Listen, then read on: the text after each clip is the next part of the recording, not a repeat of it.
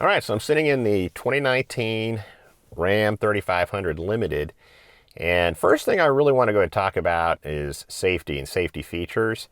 So this is the first year that Ram has introduced the forward collision warning system in the 3500, and really couldn't come at a better time, right? Because we're closely studying at Randall Riley insurance rates going up, Class 8 expected to rise about 20 to 30%. And we're seeing more and more, thankfully, these safety technologies just getting up into the bigger class vehicles. So it's available in the Ram 3500, the forward collision warning with active braking, and definitely works, okay? Firm believer, right? And I witnessed it firsthand. Something of note, Consumer Reports released a study and found that by far, right, that Ram was one of those OEMs that was favored among customers as being the most satisfying system with the safety technology in place. So it's something, I think, again, that's really worth having. Okay, it protects your vehicle, obviously, your passengers, yourself, and that was something that I experienced. And that was actually on the highway, and we had an ambulance. It was coming on up, and people were pulling over the right side of the road like they should have been. And all of a sudden, the guy just gets a little squirrely and comes right up in front of me. All right, and the system, it gave me an audible cue, right? Also, I had a visual cue that came up right there on the dash display. And I actually braked. Now the system has auto braking, and that's something that you can set, you can disable it, you can keep it on. And so I kept it on, and I think it's better to have it on than not. And of course, it's really safer that way. And so anyways, I brought the vehicle, to a stop before it did. But if I hadn't with auto braking, of course, it would react on my behalf.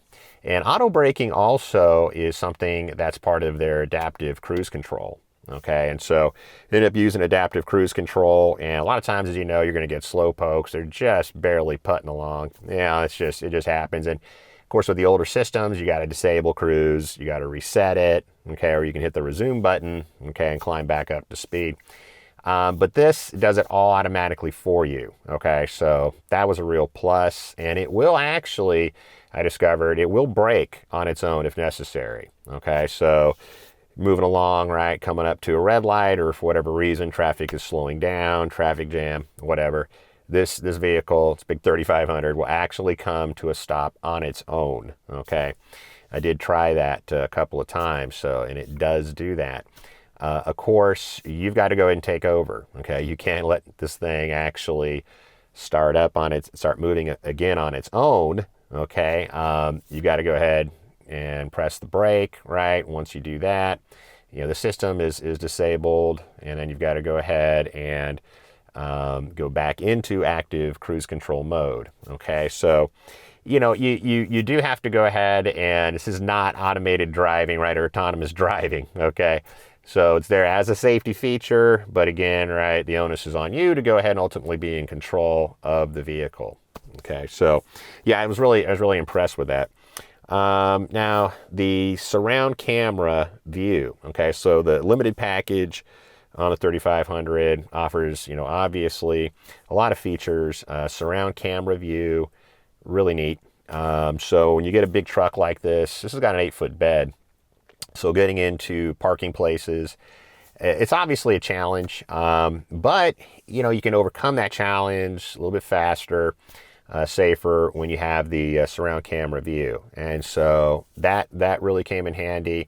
I'd pull into a place and I enacted the camera, turned that on, was able to see left, right side, and of course you do have front park sensing and also rear park sensing as well. Both of those radar systems in place to help you through that process, both as you pull in to a parking place as well as when you're backing out.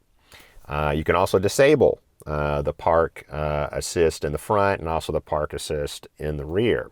Okay, and that's something, let's say if you're out in the country like we are, and you might be moving around where you got trees in close proximity or bushes, whatever, tall weeds, you can go ahead and deactivate the system. Or let's say if you're towing a trailer, okay, you can go ahead and deactivate it. I did find out actually when we were hauling firewood, and for whatever reason, it ended up, this is the rear radar, it picked up on the hitch. Okay, so it actually, and this was, again, no trailer. We were just hauling firewood in the back of the bed.